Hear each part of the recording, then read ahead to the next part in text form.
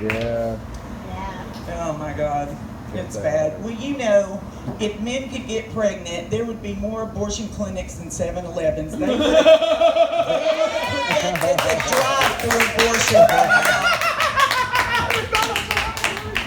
by now. They would have perfected the drive-through abortion. There's no doubt.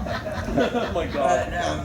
But, man. True. It's so, I mean, there's so much to talk about, but it's hard to find anything funny about it, except it's just so crazy. And I really admire you for, I wish I had, like, journals from when I was 15, but I admire you for reading that, because that is hilarious.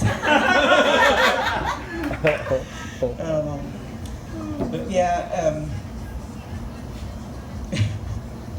I guess none of y'all smoke pot. Who would have guessed he doesn't smoke pot? Yeah, no kidding. What up? I had a couple more joints rolled on that table. I thought, I'll take a hit with you. Yeah. okay, we'll light that up. And no, I was here one other time, and you were here, and you were good, but you were saying old jokes. Talking old jokes because you turned 40. You're 40? Oh, yeah, I'm 40. I'd chop a foot off to be 40 again, I'm telling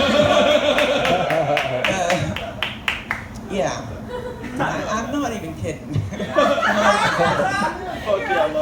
Now, I had, my kids were, I got married in 1980, and my kids were born 82, 84, and 86, so I'm old. I remember smoking at the gas pump. I don't know if y'all know what phone booths are, but I had a beeper, had the rotary phone where you like stretch the cord, you chained to the cord, you had to pull that cord. Oh my God.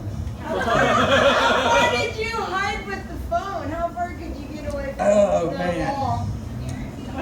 Well, How was your cord? we had a pretty long phone cord in the kitchen, but you were like, you know, stuck in the kitchen.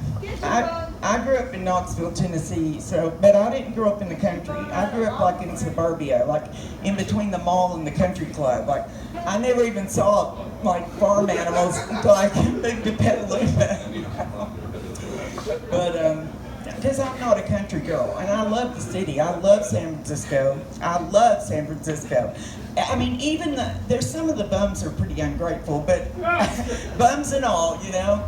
Because I gave this one guy, I had just driven into San Francisco for the first time ever, and I was in like a 25-foot rental truck, and this guy, he had a sign that said, "We'll work for food."